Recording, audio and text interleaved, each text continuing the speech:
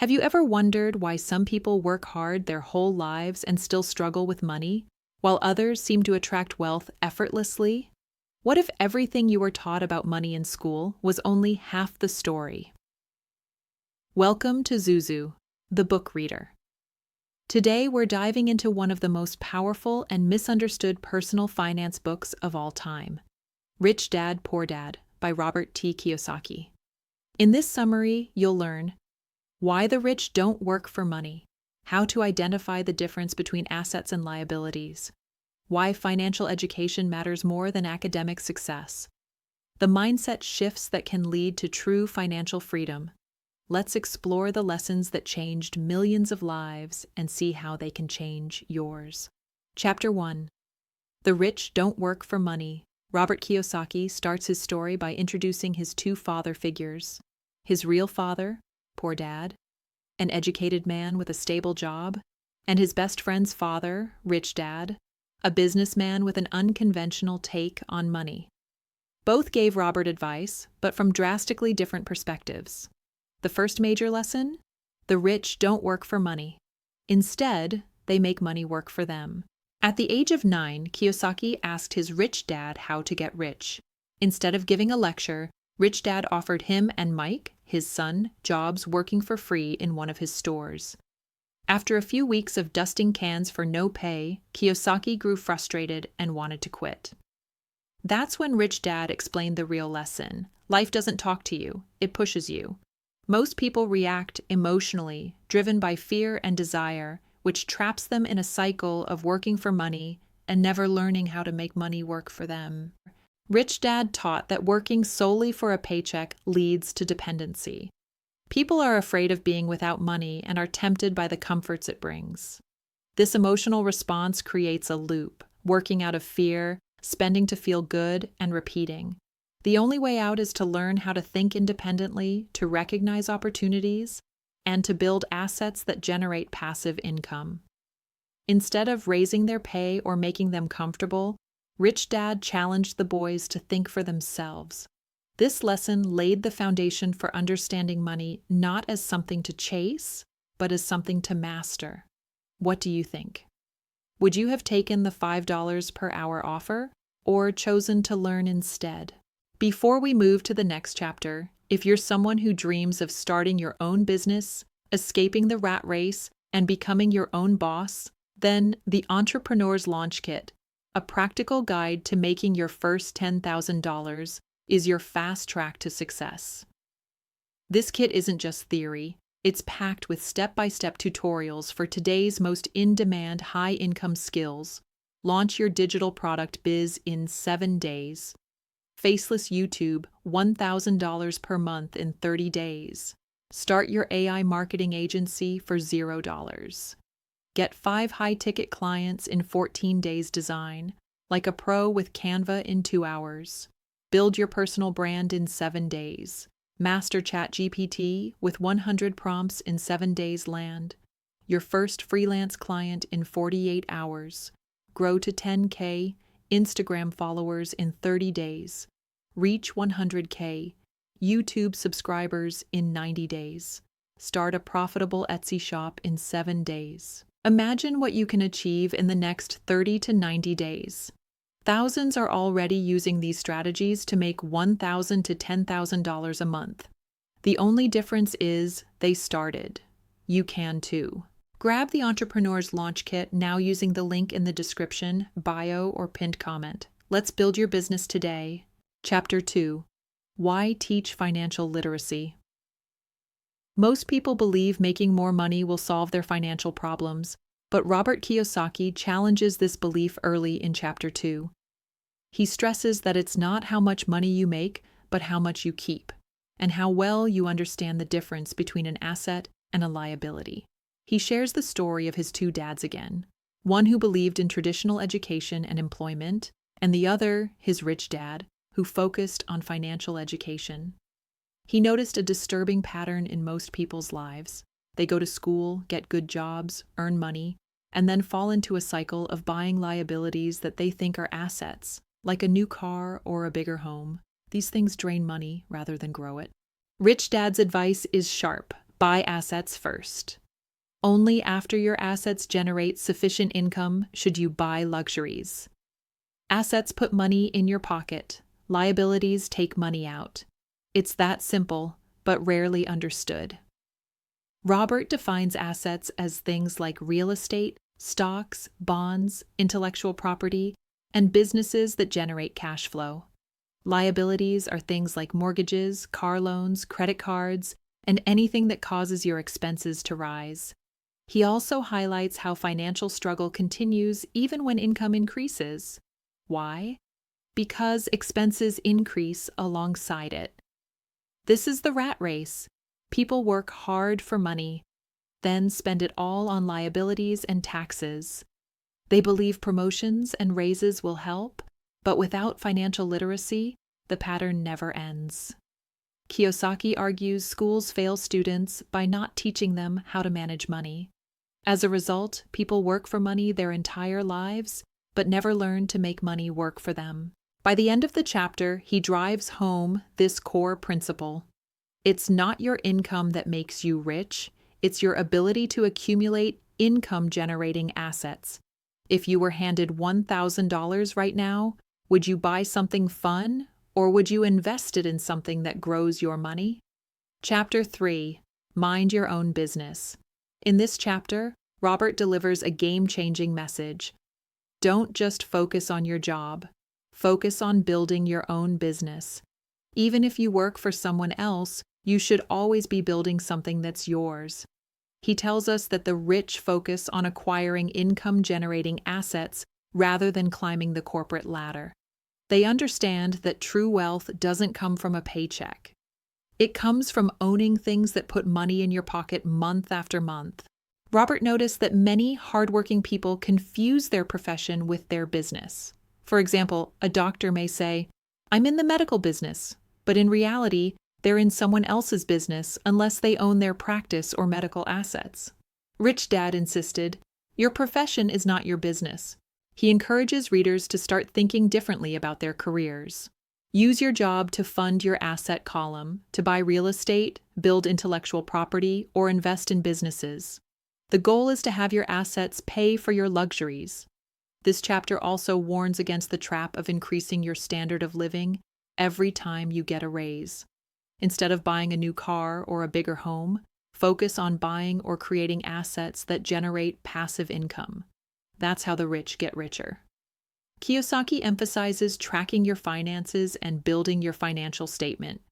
Know what's coming in, what's going out, and make sure more is going into your asset column. This habit, not your salary, will determine your financial future. In short, start small if you must, but always mind your own business, not just someone else's. My question is, what's one asset you can start building or buying this month, even with a small budget? Chapter 4. Lesson 4. The History of Taxes and the Power of Corporations. This chapter dives into a powerful concept that separates the rich from everyone else, understanding how taxes work and how to legally reduce them. Most people accept taxes as unavoidable, but the wealthy study them and structure their lives to minimize their tax burden. Robert shares how the tax system evolved, originally designed to target only the rich, but eventually applied to the middle class. The government marketed taxes as a way to punish the wealthy, but in reality, it turned the average working class into the primary taxpayer. Over time, laws shifted to benefit those who understand corporations. Rich Dad taught Robert that corporations are not just for big businesses. They are powerful tools that the average person can learn to use. The rich earn money, then spend money through their corporation, and then get taxed on what's left. The poor and middle class, on the other hand, Robert believes the rich don't wait for opportunities. They create them. This doesn't mean they gamble. Instead, they invest time learning how to analyze deals, evaluate markets, and think creatively. This ability to invent money is rooted in financial education, not luck. T emphasizes that understanding the legal structure of money is a core part of financial education. He believes it's unethical not to study the rules of the money game. The wealthy win by knowing and applying those rules, not by working harder. He wraps up the chapter by reinforcing the idea that financial intelligence isn't just about earning more. It's about being smart with what you earn and how you're taxed. Quick question. If you had the chance to pay less in taxes by legally setting up a corporation, would you take it or keep giving your best to the taxman? Chapter 5. The Rich Invent Money. In this chapter, Kiyosaki explains how opportunities are everywhere, but most people are not trained to recognize them. The rich, however, see what others don't because they have developed their financial intelligence and take calculated risks. Robert believes the rich don't wait for opportunities, they create them. This doesn't mean they gamble. Instead, they invest time learning how to analyze deals, evaluate markets, and think creatively. This ability to invent money is rooted in financial education, not luck. He emphasizes the importance of education and experience. The more you know, the more you can see. Most people lack financial literacy and confidence, so they stick to safe routes, savings accounts, retirement plans, and the idea that security is better than opportunity. But safety is often the riskiest path in the long term, especially in today's economy. Robert shares that the real winners in the money game are those who are bold, well-informed, and prepared. These people know how to spot undervalued assets, negotiate deals, and use leverage. Rich Dad taught him that knowledge combined with courage equals wealth. He also introduces the idea that you don't need your own money to get started. Many wealthy people use other people's money, OPM, to fund investments, and this practice can multiply returns when done wisely. Ultimately, this chapter is about removing mental blocks. Don't say, "I can't afford it." Instead, ask, "How can I afford it?" That mindset shift opens the door to creativity and possibility, the two ingredients necessary to invent money. Question for you. When was the last time you saw an opportunity but let it pass? What would you do differently now? Chapter 6. Work to learn, don't work for money. Robert closes out the core lessons with one of the most powerful ideas. You should work to learn, not to earn. He encourages readers to seek jobs and experiences that teach a wide variety of skills, not just high-paying ones. Too many people specialize too early. For example, someone may become a lawyer or doctor, but know little about sales, marketing, or investing.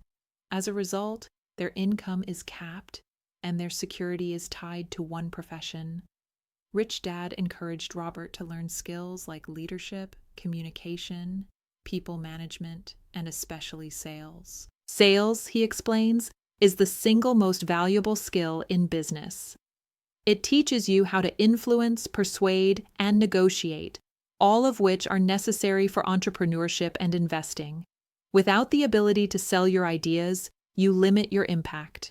Kiyosaki also advises taking on jobs or side gigs that expose you to new industries or teach real-world problem solving. Instead of fearing failure, embrace it. Every mistake becomes a teacher. The goal is not perfection, it's growth through learning. He wraps up by saying that the world is full of talented people stuck in financial ruts because they never expanded their skill set. If you want to escape the rat race, become a lifelong learner who's not afraid to step out of the comfort zone, if you could master one new skill this year that would help your income grow, what would it be? Final thoughts: overcoming obstacles and taking action. In the concluding chapters, Robert touches on the biggest obstacles people face when trying to build wealth: fear, cynicism, laziness, bad habits, and arrogance. He stresses that knowing what to do is not enough. You must take action even when it feels uncomfortable. Fear, especially the fear of losing money, stops people from trying. But the rich understand that failure is part of success. Instead of avoiding risks, they learn how to manage them. Cynicism comes from listening to others who doubt or criticize. Kiyosaki urges you to be selective about who you listen to. Surround yourself with people who uplift, educate, and inspire you. Laziness isn't always about doing nothing. It can be about avoiding what matters. Many people stay busy but avoid the things that will truly change their lives, like building assets or learning a new skill. He encourages replacing bad habits with good financial habits, such as budgeting, investing regularly, and reviewing your goals. Lastly, arrogance blocks learning. The moment you think you know everything, you close yourself off to growth. Kiyosaki ends with a clear call to action. Start small, stay consistent, and never stop learning. Wealth isn't built overnight, but with the right mindset and habits, it's within reach for anyone. What's one small financial habit you can start today that your future self will thank you for? Thanks for spending time with Zuzu, the book reader, where we turn powerful books into real-life breakthroughs. If this summary gave you a mindset shift, don't let it stop here. Apply one idea today, just one. Because your financial freedom won't come from knowing, it'll come from doing. And if you're ready to build your own business, income stream, or brand, check out the Entrepreneur's Launch Kit in the description. Thousands have already used it to go from idea to income. Subscribe, like, and drop your thoughts in the comments. I read every one. Until next time, keep learning, keep growing, and keep building the life you deserve.